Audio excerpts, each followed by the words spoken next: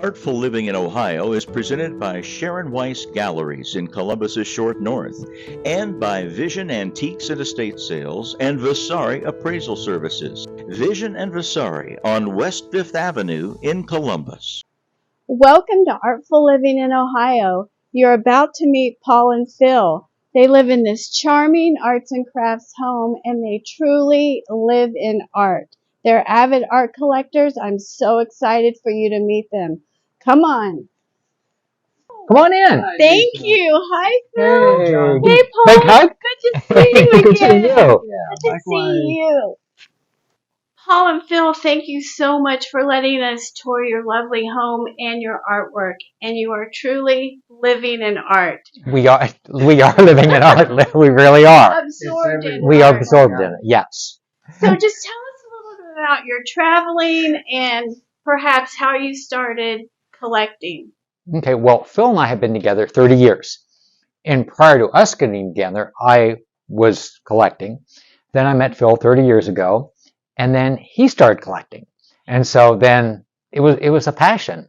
I did a lot of traveling, Europe, South America, Thailand, and every place I would go, I would try to pick up something that was representative of the country.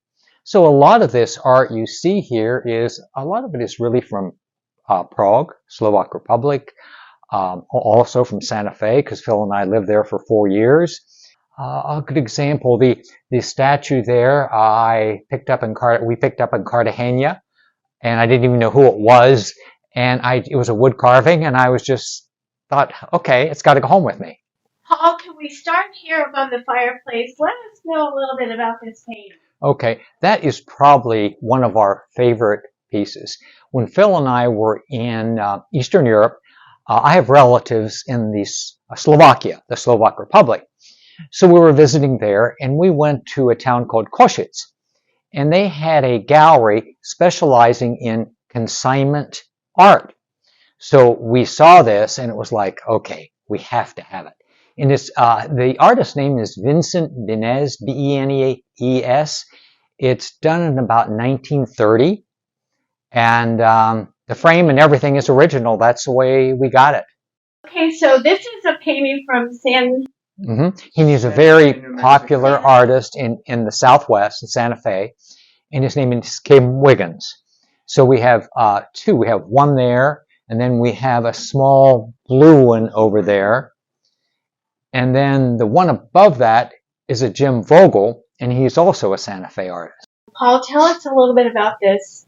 My Buddha collection? Yes. We know it started really with this Buddha here, and I bought that in Thailand, in Bangkok, probably about 50 years ago. And that was really my first Buddha. Here's the interesting thing about the Buddhas. The Buddhas with the pointed heads are Thai. These with the flat heads are Burmese. So most of these are Thai Buddhas, and a few are Burmese, like this, and that one. Okay, we're now in the dining room, and it's saturated with beautiful Japanese art. Well, they're all Japanese woodblock prints. And, God, I can't remember. I probably acquired the first one maybe 50 years ago. And then, again, as like the Buddhas, just started collecting woodblocks. Okay. And it's become an addiction. And, well, not anymore. It's done. Because there's no more room. Okay. But you have traveled to Thailand. Yes. Tell us a little bit about these characters. When Phil and I... We saw these in a antique shop. At shopping, yes. And Phil was drawn to them, and he says, Paul, these have to come home with us. And these are really, even though we got them in Thailand, they're Burmese. And they're a perfect centerpiece. They are. Yeah. Yes. And I see in the corner you have a blue and white collection. We collect blue and white, yes. Again, it's a point that there's no more room, so this is it. Can you imagine not living in art? No, I can't. Can you even imagine? No, I can't. Because well, you can see the whole house is really, whether it's actually art, it's paintings or pottery or statues, it is totally, it's all art. Yes. It really is. And you know, Lisa, the other thing about this, the chandelier in the dining room, we got that right after we purchased the house here, and that came from a shop in Columbus called Artful Living. Okay. And they brought that in from, I think it was Argentina. It's beautiful. Okay, let's go on to the kitchen. Okay. Sure. More Japanese woodblocks here. We're looking at this charming kitchen, and I noticed this lovely painting. Phil, tell us a little bit. Jim Vogel is an artist in Santa Fe, New Mexico. Okay. And he is probably an illustrator, and he does The scenery. And you know, one of the things, his wife does the framing. She does all the framing. So she does all the framing for his art. Lovely. It makes it. I love that little red barn down in the right. Isn't that, it's just, Uh-huh. I call it the mudroom, reading room. It's a great area just to kind of read. And again, more art. And you have family artwork here. Yes, I do. Right? I have tapestries that were done by my grandmother when she was very young. And what was her name? Her name was Anna. Her maiden name was Andrejchuk. It was Anna Andrejchuk. Then she, over there, married a John Ravok. So my mother's name was Ravok. Would you describe a little bit about this in Slovak, please? I can do that. Okay. Yeah. Moja baba robila toto, a vana bola malka, zuka, u Slovensky. So the translation is, my grandmother did these when she was a very young girl in Slovakia. And these are Diane Powell. You're probably familiar with her, and just a kind of a little memory of Diane. As we're passing through, I'm noticing this lovely wallpaper, and it makes me want to ask you a question. Do you use an interior designer, or do you do this all yourself? We do it all ourselves. Okay. As a matter of fact, we wallpapered the bathroom ourselves. Pieces of art that Phil collected. I saw those in Grandview Mercantile when they were in Grandview before they moved to the short north. And I just fell in love with them. I thought, wow. They're beautiful. The texture's beautiful. Yeah. And Lisa, as we pass through the downstairs bath, this is the dog's room. It's essentially, as you can see, they have taken over. They each have their own bed here. And this is Maggie and Charlie, and they are two rescues. That's Charlie and that's Maggie. Paul, I already know that there's a great story here, this prominent piece of artwork, and the even better story is how you got it in here hanging on the wall. Well, Lisa, let me tell you this story. Prior to moving here, our homes were rather large, and they accommodated this size of art. When we moved in here, this was essentially a downsize. So we had to find a place to put this, and the only thing we could do, we had to extend this wall. And you can see right here, this is where the original wall was, and we had to extend it about 6 inches so the painting would fit. And this painting is by Han Qin. He's a Chinese artist. It's entitled The Gates to the Forbidden City.